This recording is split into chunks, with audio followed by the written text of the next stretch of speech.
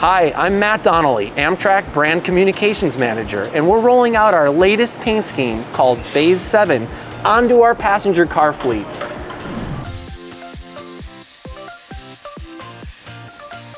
With the procurement of so many new pieces of equipment like the ALC 42 Charger locomotives and the Amtrak Airo train sets that are currently in production, we wanted to bring a new and also uniform look to our fleets of equipment. Once we were able to adapt the design of Phase VII to the P42 and other locomotives, we've moved on to the passenger car fleet.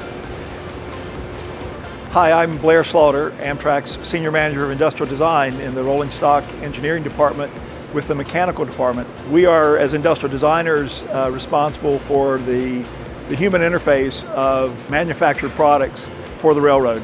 We started our process in the Industrial Design Group by looking at the new exterior livery for the Airo cars and the new Siemens locomotives.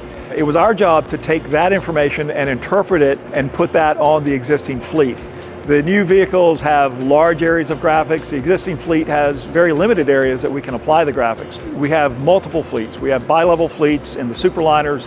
We have single-level fleets of Horizons, Amfleet 1s, Amfleet 2s, and as well as the locomotives. So there is a challenge there to make all of those work well together. In some cases, trains are mixed with mixed vehicles, and we want those trains to be as consistent as possible. And this is a real opportunity for us to standardize and be more efficient with what we're doing. Once we had the designs approved by leadership, we then took that information into finished artwork and application drawings. Those drawings we shared with the shops to make sure they were on board with what we were trying to do and to incorporate any changes that might help them be more efficient. Then, of course, we went to the Amtrak Procurement Group and worked with them to get the absolute best prices and delivery on the material to support our shops across the country. One of the cool parts about Phase VII is the integration of colors for different classes of service. There's a green color for coach class, light blue for business class, and red for first class. This usage of color will help our customers find their respective boarding locations easier along the platform.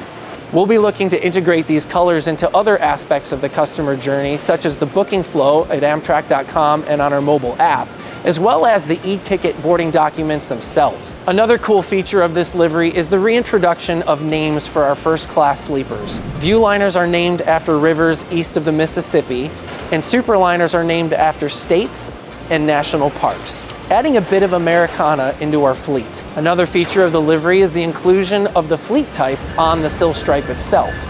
As a safety enhancement, Phase VII adopts a larger dual-color sill stripe along the bottom of our passenger cars. This is the existing stripe, which is great, but this is almost three times that size. Look at that. Look at how much coverage you'll get. Yeah, so this will, and this lights up no matter what angle you're viewing it at. So look at that, that's fantastic. So whether you're a pedestrian or an automobile, you'll if you're running the whole length of the car, you'll absolutely see that. Absolutely. As you can see, we designed this livery with safety, efficiency, and most importantly, our customers at the top of our minds. Thanks for joining us and taking a look at all these features, and we hope to see you soon out on an Amtrak train.